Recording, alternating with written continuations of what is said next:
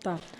A minha pergunta inicial, Walter Delgatti, senhor Walter Delgatti, é acerca da sua relação com a Carla Zambelli. Eu queria até colocar aqui no telão, tem uma postagem que ela fez no Twitter, eu queria só para abrir aqui. Essa postagem ali data do dia 28/7/2022, onde ela faz referência a um hotel e também que é um espaço de eventos, não é? Village em Ribeirão, com a mala na mão. Aumenta mais um pouquinho aí. Com a mala na mão. O homem que hackeou 200 autoridades, entre ministros do Executivo... Abaixa mais. Entre ministros do Executivo e do Judiciário brasileiro, muita gente deve realmente ficar de cabelo em pé, entre parênteses, os que têm, depois desse encontro fortuito, em breve novidades. Eu queria que você me falasse dessa fotografia, que momento foi esse, e ao mesmo tempo também nos informasse aqui como se deu o seu primeiro... Não, por favor. Como se deu o seu primeiro contato com a Carla Zambelli, como você a conheceu, o que motivou, na verdade, esse seu encontro com a deputada.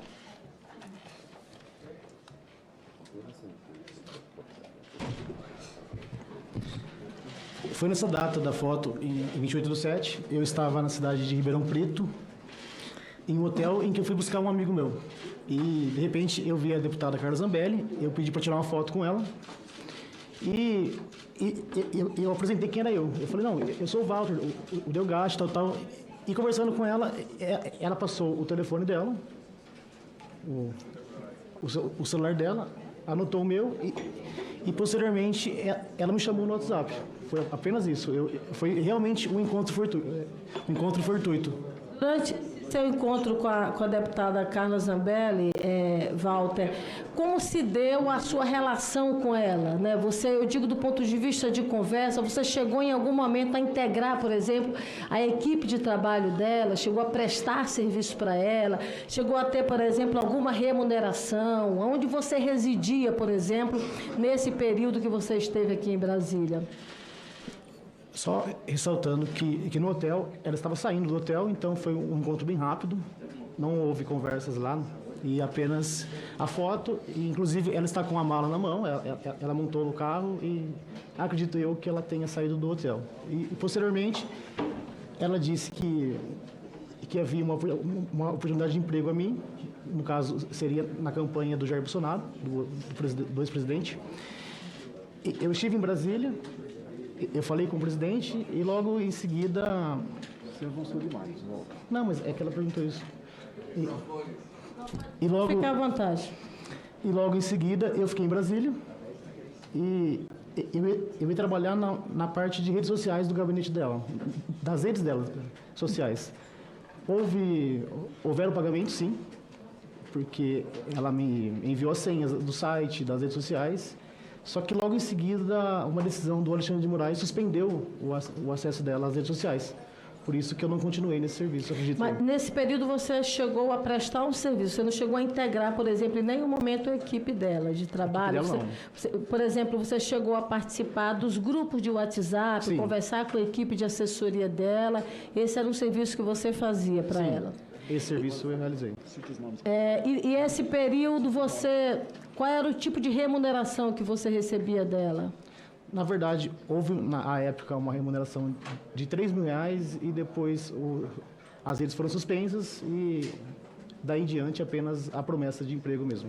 Você chegou, nesse período você morou onde? Você chegou em algum momento você, por exemplo, esteve residindo ou frequentando com uma certa intensidade, por exemplo, a residência da Carla Zambelli? Sim, eu frequentei e logo em seguida eu retornei a Ribeirão Preto e posteriormente a São Paulo. Mas eu digo frequência no sentido de morar na casa dela.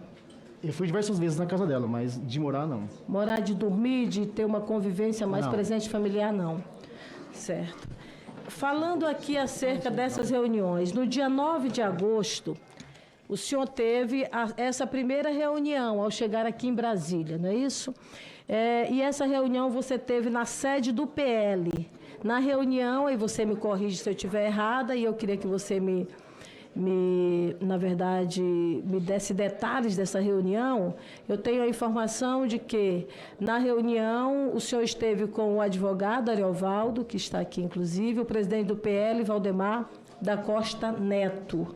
Isso na reunião que ocorreu um pouco mais cedo, do dia 9 de agosto. Quem mais estava presente nesta primeira reunião? Na primeira reunião estávamos a Carla, E a Carla, sim, citando o nome dela, o exato. presidente do PL, os meus advogados,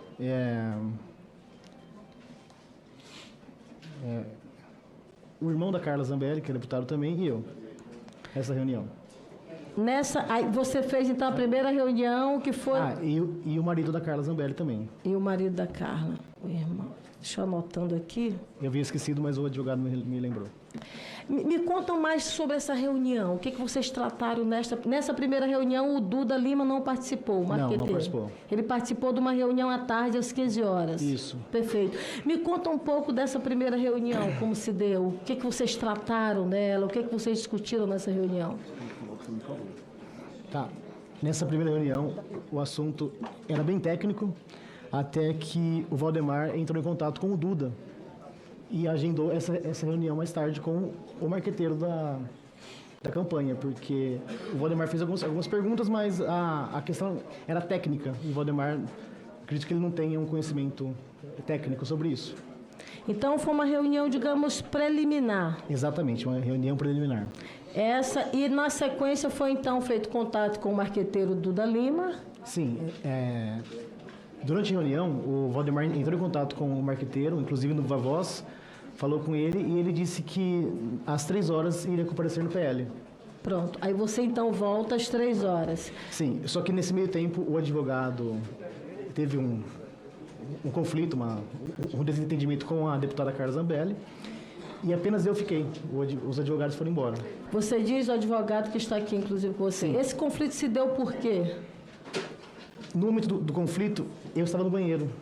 E quando eu retornei, estava no fim do conflito. Então, eu não participei do conflito. Então, nesse momento, o advogado sai e não participa mais da reunião da tarde. Exatamente. Pronto. Na reunião da tarde, qual foi a proposta que foi apresentada? Aí eu lhe pergunto de uma forma mais direta. Tá. A ideia de você participar, por exemplo, como garoto propaganda da campanha do Bolsonaro, do então candidato naquele momento, saiu desta segunda reunião? Sim, saiu. O Duda, que é o marqueteiro, ele inicialmente disse que o ideal seria eu fazer uma entrevista, eu participar de uma entrevista com a esquerda, e de forma espontânea falar sobre as urnas. Era essa a ideia inicial. Falar que as urnas eram... A fragilidade das urnas, isso. Ou seja, a proposta... A inicial. Essa foi a proposta inicial. Isso, que não ocorreu porque o meu encontro foi... Ele saiu na mídia e por esse motivo eles cancelaram isso. E a segunda ideia era, no dia 7 de setembro, eles pegarem uma urna emprestada da OAB, acredito, e eu colocasse um aplicativo meu lá e mostrasse à população que é possível apertar um voto e sair outro. Qual seria a ideia do apertar? Seria apertar o número... É que assim, o código-fonte da urna, certo. Eu faria o meu, não o do TSE, só mostrando que, exemplo, a população vendo que é possível apertar um voto e imprimir outro. Era essa a ideia. Seria uma ação... Essa proposta, na verdade, que foi apresentada do ponto de vista da realidade, seria uma proposta fake ou seria algo que você, na verdade, ou eles te propuseram de fato? Você, de posse do código-fonte, você vai mostrar para a gente que é a vulnerabilidade, que vamos colocar um número de, por exemplo, do candidato Bolsonaro e, de repente, vai aparecer o número do candidato Lula? Falando de forma técnica, quem tem acesso ao código-fonte, antes de compilá-lo, é possível inserir linhas que façam com que... Eu ouço mal, que você está falando errado. Eu ouço mal mesmo. Sim. Quem acessar o código-fonte antes de... De compilar. O código-fonte é o código em si, é o código aberto e que depois ele tem diversos arquivos e compilado ele vira apenas um, que é o que instala na urna. E quem tem acesso ao código-fonte antes de compilá-lo, consegue inserir linhas que façam com que seja apertado um voto e o resultado seja outro. Lembrando que o código-fonte, a pessoa que manipula ele, ela tem... Por exemplo, o código-fonte obedece a quem está criando ele. Então, eu posso criá-lo com a ideia de, assim que compilado, ser inserido um voto e sair outro. Então, eles queriam que eu fizesse um código-fonte meu, não o oficial do TSE, e nesse código-fonte eu inserisse essas linhas, que eles chamam de código malicioso, porque ele tem como finalidade enganar, como finalidade colocar dúvidas na eleição. Então, eu criaria um código meu, a ideia do Duda. Ou seja, não seria um código-fonte do TSE, seria alguma coisa manipulada, fake sua. Exatamente, feita exatamente para mostrar... A ideia dele era a seguinte, era falar que a urna, se manipulada, sairia um outro resultado. Então, para que fique mais claro, até para que a gente possa compreender, seria uma urna que, num vídeo, numa apresentação ali publicitária, você pegaria, mas você teria um código-fonte manipulado e criado por você. Um código-fonte fake, no caso. Fake, um código-fonte fake, criado por você, aonde você faria uma manipulação e uma apresentação fake, digamos assim. Exatamente. E essa apresentação iria explicar à sociedade, a quem estivesse lá no dia 7 de setembro, que era possível aquela urna, que eles veem na eleição, imprimir um outro voto. Então, a ideia era essa. Você disse que você poderia ser esse garoto propaganda, fazer essa manipulação fake, mas a matéria, uma matéria que saiu inclusive na revista Veja, 2 ou 3 dias depois, inviabilizou que essas duas ações ocorressem, é isso? Fossem concluídas, sim. Pronto. Depois dessa reunião do dia 9, que aconteceu na sede do PL, aí com a presença, inclusive, do Duda Lima, você teve, no dia 10, uma outra reunião. Agora, esta reunião você teve no Palácio da Alvorada. Sim. Nessa reunião, eu queria que você me falasse também detalhes desta reunião, esta agora com o então presidente Bolsonaro, né? Sim. Você sai do local onde você estava, o carro que você foi levado, a Carla Zambelli veio junto com você? Sim, veio. E aí, então, pegaram a Carla Zambelli, depois de buscaram e, na sequência, foram até o Palácio da Alvorada. No Palácio da Alvorada, na reunião com o então presidente Bolsonaro, se reuniram o senhor, a Carla Zambelli, o então presidente Bolsonaro, me corrija se estiver errada, e o ajudante de ordens Mauro Cid. E o general Marcelo Campos. E o Marcelo Campos.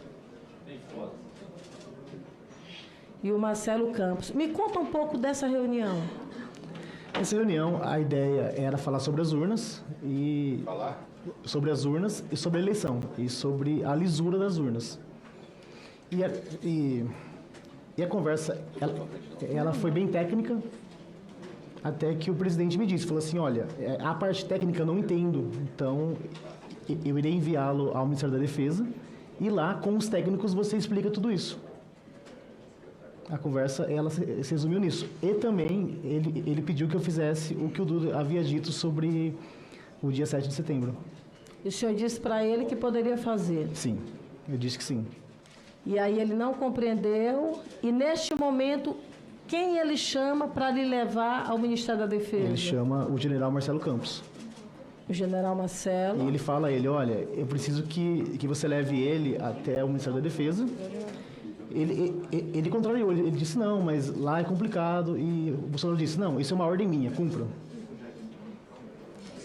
Nisso, o presidente e a deputada... Quem falou que disse que lá era complicado? O general Marcelo Campos. O Campos falou? Sim, ele disse que era complicado, nisso o presidente disse que era uma ordem dele, e eu fui levado até o Ministério pela porta do fundo, é um portão grande atrás, eu entrei com um carro lá e já desci no elevador. Certo. Então, você foi com o general Campos até o Ministério da Defesa. Isso. Você tem noção de mais ou menos quanto tempo você ficou conversando ali com o ex-presidente Bolsonaro? Por volta de 1h30, 2 horas no máximo. Nessa conversa, O que mais ocorreu além especificamente da Na verdade, eu tomei o café da manhã com ele e a conversa, ela foi essa. Ele me disse que eu estaria salvando o Brasil, que era a liberdade do povo em risco, que eu precisava ajudar ele a garantir a lisura das eleições, porque ele contou que em 2018 ele teve acesso ao inquérito da PF, que nesse inquérito uma pessoa teve acesso ao TSE, ao código-fonte, que poderia ter manipulado. E nisso, essa conversa ela foi evoluindo e chegou à parte técnica, e o presidente disse, olha, a parte técnica eu não entendo nada, então eu preciso que você vá até o Ministério da Defesa e converse com os técnicos. Foi isso. Você, nesse momento, colocou, por exemplo, a possibilidade de você ser punido, ser preso por isso? Você recebeu deles algum tipo de garantia de proteção? Sim, recebi, inclusive a ideia ali era que eu receberia um indulto do presidente. Ele havia concedido um indulto a um deputado um deputado federal, e como eu estava com o processo da spoofing à época, e com as cautelares que me proibiam de sair à internet e trabalhar, eu visava a esse indulto. E foi oferecido no dia. Deixa...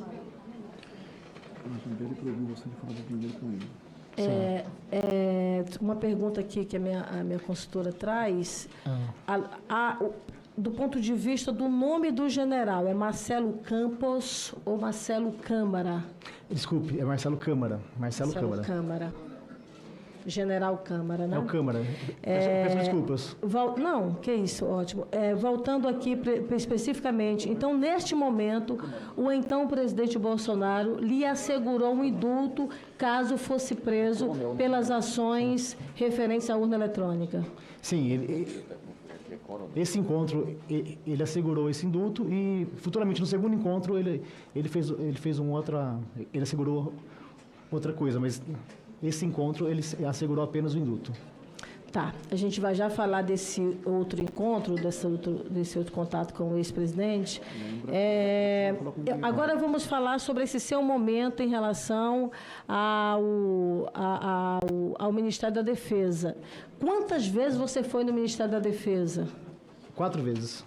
Você esteve lá? Não, 4? Eu estive uma, retornei na semana 2 vezes e na segunda semana mais 2 vezes. Então você 5 foi... vezes ao todo. 5 vezes.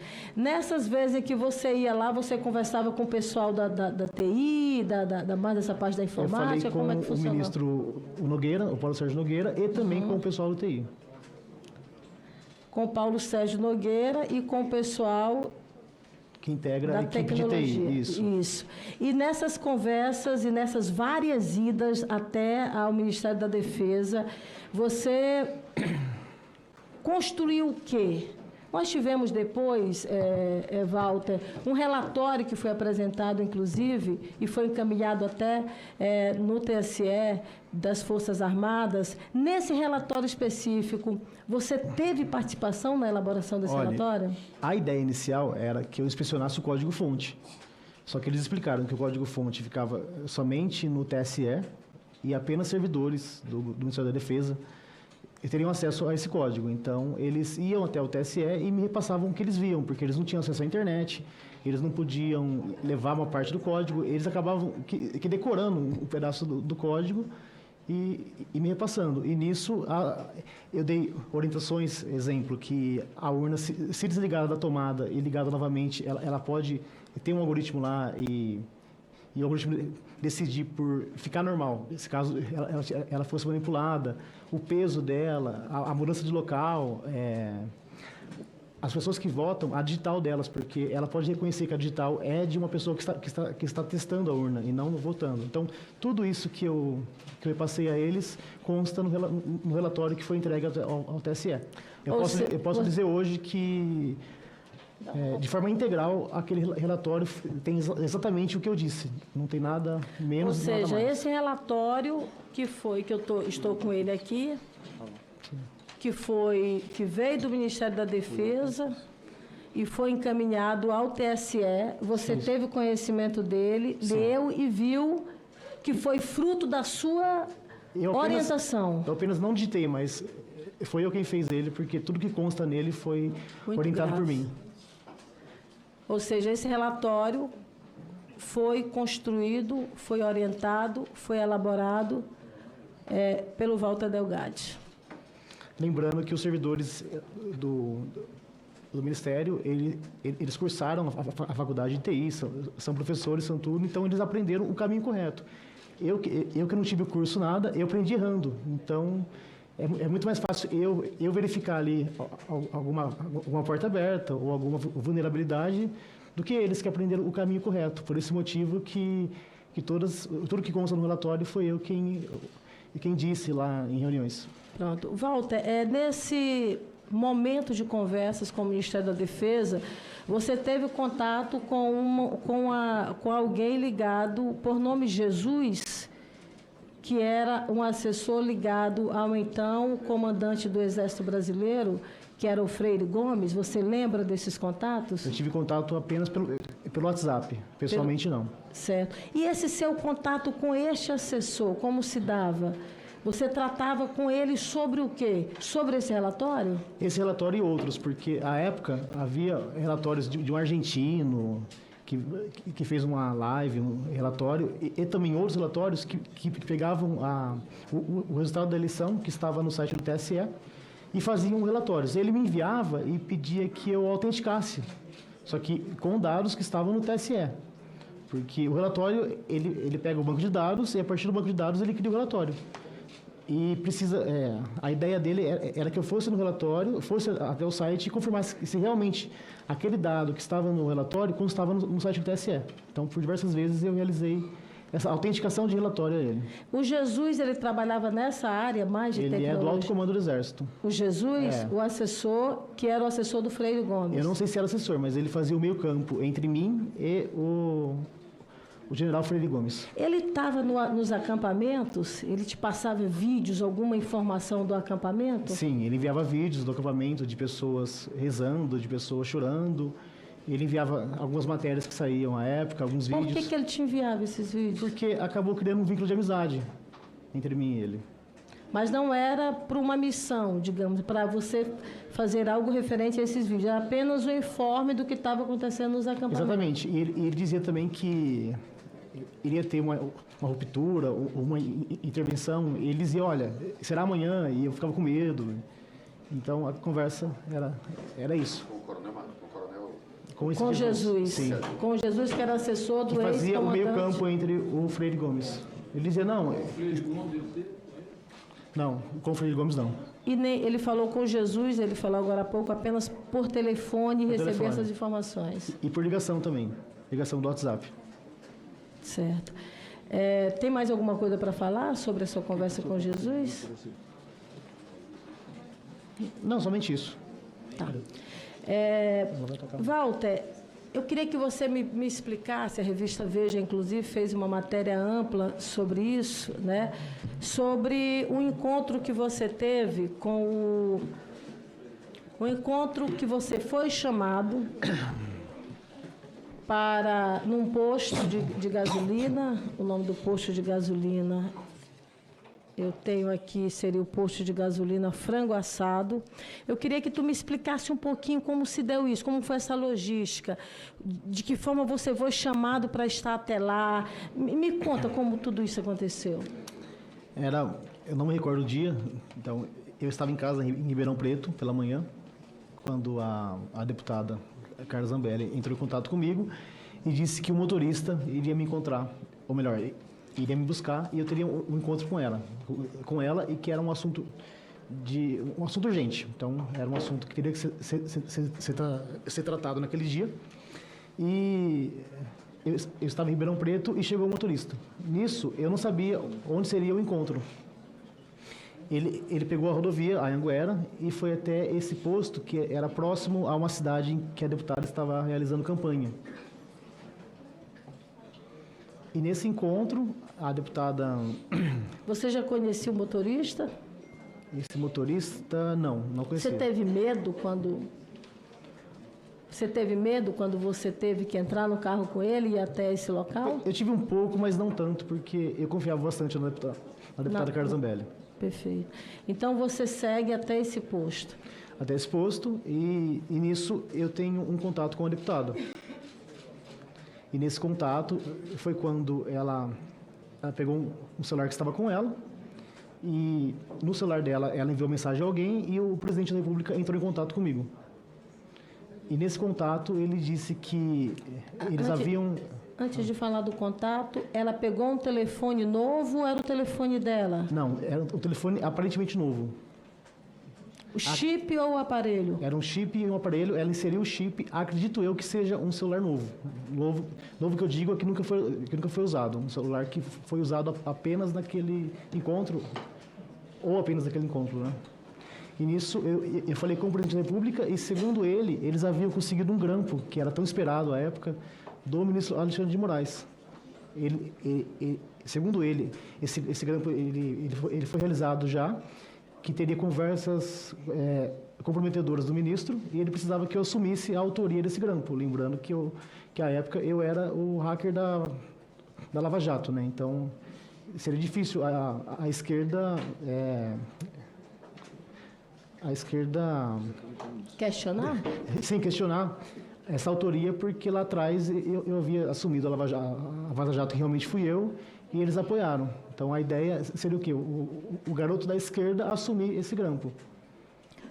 Você está me dizendo que o ex-presidente da República, naquele momento no telefone, que a Carla Zambelli lhe passa em mão, lhe propõe você assumir um grampo do ministro do Supremo Tribunal Federal, Exatamente. Alexandre de Moraes, e, segundo ele, um grampo que já havia sido feito.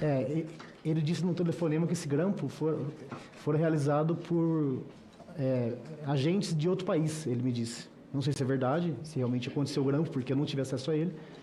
E disse que em troca, eu teria o prometido indulto, e ele ainda disse assim, ó, se caso alguém te prender, eu mando prender o juiz. Ele usou essa frase. Não, eu não entendi.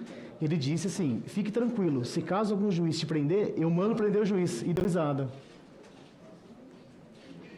Ele mandaria prender o juiz que porventura lhe prendesse. Sim, porque esse grampo ele seria suficiente para alguma ação contra o ministro e que as eleições seriam refeitas, né?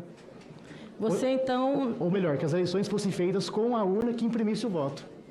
E você concordou em assumir? Eu concordei porque era uma proposta de um presidente da República. Ficaria até difícil falar não àquela... Eu queria até fazer um recorte sobre essa questão do grampo. Nesse momento, ele fez referência a pessoas, não do Brasil, mas de fora do Brasil, que teria já grampeado Sim. o ministro Alexandre de Moraes naquele Exatamente. momento. A imprensa brasileira noticiou, acho que até o senador deve estar aqui, e aí talvez até depois ele possa falar, mas na matéria que é colocada pela imprensa... a matéria do jornal... Aqui, qual é o jornal esse aqui? Revista Veja. Não, esse tá. aqui é do... Não, esse aqui não é da Veja, não. Eu já falo aqui o nome do jornal. Não consta aqui, mas já minha assessoria me traz aqui. Está aqui, o jornal O Globo. O senador, naquele momento, afirma que este grampo teria sido o senador Marcos Duval, que ele deve estar por aqui, talvez daqui a pouco ele possa falar. A matéria diz que, segundo o senador, equipamentos do Gabinete de Segurança Institucional, portanto, do GSI, seriam usados para gravar conversas com o ministro. O senhor lembra se nessa conversa o então presidente teria falado GSI ou não teria falado? Teria falado apenas essas pessoas de outros países? Sim, eu me recordo que ele disse apenas agentes de outro país.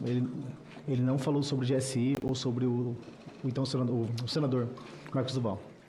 Então, nesse momento, o senhor assume a responsabilidade, o senhor assume que você poderia assumir a responsabilidade desse grampo. Sim, eu assumo e por medo, retornando à minha residência, eu entrei em contato com o jornalista Reinaldo Turolo da Veja e contei isso a ele.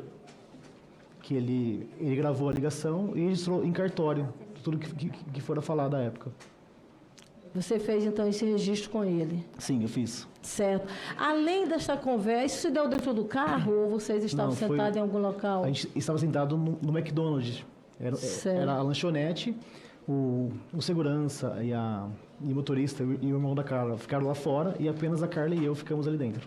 Depois desta conversa... Não, o presidente estava em ligação. Depois desta conversa com o presidente, o que mais vocês trataram? Além da questão de grampear, de assumir o grampo do ministro Alexandre de Moraes, teve alguma coisa referente, por exemplo, à invasão ao CNJ, site do CNJ? Após isso, a deputada me disse que eu precisava invadir algum sistema de justiça, ou o TSE em si, ou alguma invasão que mostrasse a fragilidade do sistema de justiça, dizendo que seria uma ordem também do presidente. Porém, apenas a deputada me disse isso. Eu não ouvi isso do presidente. Você se comprometeu com ela? Me comprometi. E fez a invasão depois do CNJ? Sim, fiz a invasão do CNJ e também, a partir do CNJ, de todos os tribunais do país. De todos? Os tribunais do país. Inclusive, isso consta em inquérito policial. Eu tive acesso a todos os processos, a todas as senhas de todos os juízes e servidores e fiquei por 4 meses na intranet da Justiça Brasileira. Você ficou por 4 meses na intranet do CNJ, e de vários outros... De todos os tribunais, inclusive do TSE. Nessa invasão que você fez, lá você teve... você implantou um mandado de prisão contra o ex-ministro Alexandre de Moraes.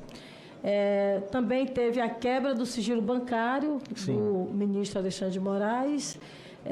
E também quebra dos bens. E também teve 11 alvarás de soltura, é isso? Não, esses 11 alvarás eu só vi na imprensa. Inclusive, eu expedi o mandado de prisão no dia 5 e no dia 6, alguma pessoa foi lá e emitiu 11 alvarás de soltura correndo, porque viu que eles iriam... Então esses 11 alvarás de soltura não foi você? Não fui eu. Inclusive, o delegado de investigação, ele garante que não fui eu. Ou seja, mas também foi outra invasão? Não sei. Eu não tenho acesso a isso. Certo. Qual o motivo, Walter, desses mandados que você, na verdade... Do mandado e da quebra de sigilo. Seria o quê? Qual a motivação disso? Me explica. Seria forma... desmoralizar Exatamente, porque à época o ministro dizia que era inviolável, que tinha aquela segurança. Então, uma forma de mostrar a fragilidade seria o quê? Eu invadindo e despachando, como se fosse o ministro, com o token dele, a assinatura dele, o mandado de prisão contra ele mesmo. Inclusive, no final, eu falo, publique-se, intime-se e faça o L. É verdade. Que é uma coisa até engraçada, porque o sistema inviolável, uma pessoa sozinha conseguiu invadi-lo e emitir uma prisão, como se fosse o ministro prendendo ele mesmo. Agora, sobre essa minuta, esse texto desse mandado de prisão, quem fez? Fui eu. A deputada me enviou um texto pronto, eu corrigi alguns erros e contextualizei e publiquei a decisão. Mas quem fez o texto foi a deputada. Então, o texto foi feito por ela? Sim. Não, ela me enviou o texto. Quem fez, eu não sei. Não, mas ela lhe enviou o texto e você fez essa publicação. Sim. No caso específico dessa invasão do CNJ e dessas que você fez, você recebeu algum pagamento por isso? Então, a promessa ali era de emprego. Só que enquanto eu não tinha esse emprego, eu reclamava, olha, eu tenho que pagar pensão, tenho que pagar aluguel, e ela me enviou por diversas vezes um montante pequeno de dinheiro e de Pix. O Renan, ele era servidor dela? O Renan, ao que eu sei, era motorista. Ele em algum momento te fez algum pagamento? Sim, diversos pagamentos. Esses pagamentos diversos foram em quais valores? Tem de 5 mil reais, de 7, mas o total é de 40 mil reais. Eu estava lendo aqui a decisão do ministro Alexandre de Moraes, que, na verdade, assegurou a sua prisão. E nessa petição dele, nessa decisão dele, faz referência, por exemplo, a alguns pagamentos. Sim. Né? Por exemplo, o senhor teria oferecido a um funcionário da TIM um pagamento em Bitcoin pelo acesso aos dados telefônicos do ministro Alexandre de Moraes e teria feito uma transferência. A pergunta para mim para o senhor seria essa. Essa transferência em Bitcoin foi feita e qual o valor? Não, ela não foi realizada porque o rapaz da TIM, ele se negou a pegar uma segunda via do chip do ministro. Ele se negou. Então, você não chegou a fazer nenhum pagamento para ele? Não, é que no encontro, a deputada solicitou que eu invadisse o e-mail do ministro. E lá atrás, em 2019, eu tinha acessado já o e-mail. Então, eu tinha o e-mail e o telefone de recuperação de senha.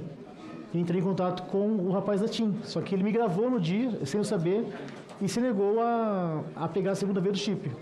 Porque, à época, o Alexandre de Moraes estava o tempo todo na mídia e mandando prender todo mundo, então ele ficou com medo e vazou isso à mídia. Mas eu não efetuei a transferência. Quando você se propôs, na verdade, a fazer essa transferência, esse valor seria quanto em real? É que, na verdade, não foi tratado sobre Bitcoin. Foi em valor mesmo, em reais. Ah, seria 10 mil reais. Isso. Mas esses 10 mil reais, eu li lá que você diz, assim, fácil, consigo fácil os 10 mil reais. Era o valor mínimo. Mas esse dinheiro seria dado por quem? No encontro, a deputada me disse que se precisasse de ferramentas ou comprar alguém, ela teria alguém que financiasse isso. Só que eu não tive acesso de quem era esse financiamento, de quem partiria o financiamento. Ela apenas me disse, olha, precisando de ferramentas, de valores para comprar alguma ferramenta ou comprar algum funcionário, entre em contato comigo que realizaremos esse pagamento. Insumos em geral, ela falou. Insumos em geral, ela disse. Foi quando eu coloquei um lance pequeno e a pessoa iria aumentá-lo, né? Ou seja, ela não deu uma limitação de valores. Não. O valor que for necessário, de fato, a gente resolve. A ideia na época era o quê? Era fazer algo com que refizesse as eleições com a urna que saísse o voto impresso também.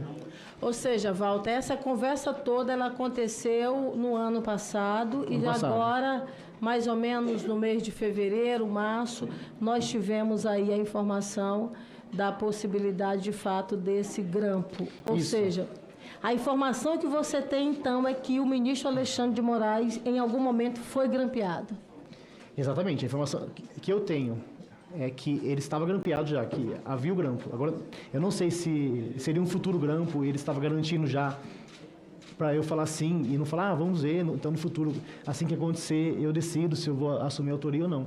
Eu não tenho essa informação. Eu tenho apenas que, segundo ele, naquela data havia um então não foi solicitado grampear, mas apenas assumir a autoria. Que depois a revista Veja ligou esse caso com o caso do senador Marcos Duval.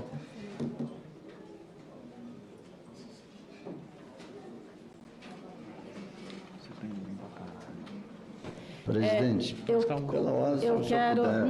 como eu fui citado duas vezes... Não, mas eu ainda não terminei. O senhor foi citado e terá oportunamente direito de falar. Aliás, eu até quero que o senhor responda mesmo. Aliás, foi uma pergunta que eu até fiz, senador, que eu acho que é uma contribuição que foi em cima de uma leitura que eu fiz de uma matéria jornalística. Não tem nenhum documento aqui que, na verdade, respalde. Eu fiz questão de fazer referência a essa publicação e é importante, de fato, que o senhor traga essa informação, porque é muito sério que se coloca, essa é a utilização de instrumentos do GSI para um possível grampo em relação ao ministro então, Alexandre de Moraes. A relatora continuou, Presidente, deixa eu dar continuidade, porque aí eu acabo... Agora não. Excelente. Aqui tem uma ordem, senador. Vossa Excelência, oportunamente, eu lhe garanto, terá direito de falar.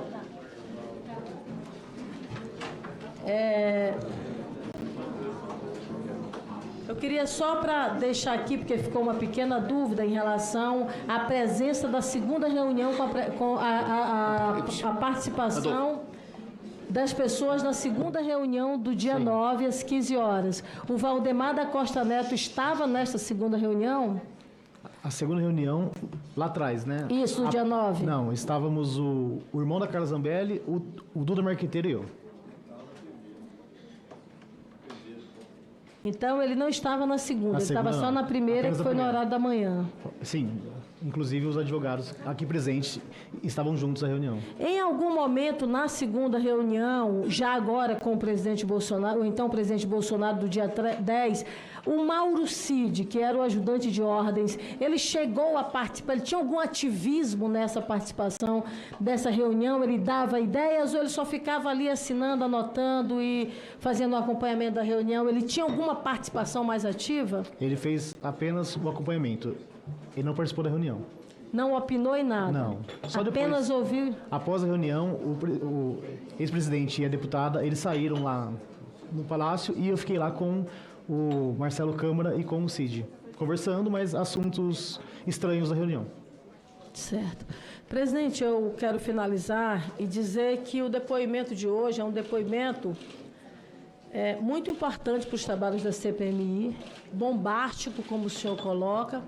As informações que são trazidas a essa comissão são informações absolutamente sérias e são informações que estão no entorno do ponto central desta CPMI, que é exatamente o questionamento do resultado eleitoral, a tentativa de emplacar uma vulnerabilidade e a busca de pessoas que já tinham histórico em relação à invasão para que legitimasse claramente uma narrativa que é incompatível com a realidade em relação ao processo da segurança eleitoral. Eu vejo, presidente, que nós, a partir de agora, precisamos, e vou apresentar, até para compatibilizar esses dados, não é, a quebra do sigilo telemático das pessoas que fizeram parte dessas reuniões do dia 9 e também do dia 10, até para a gente poder ter os elementos substanciais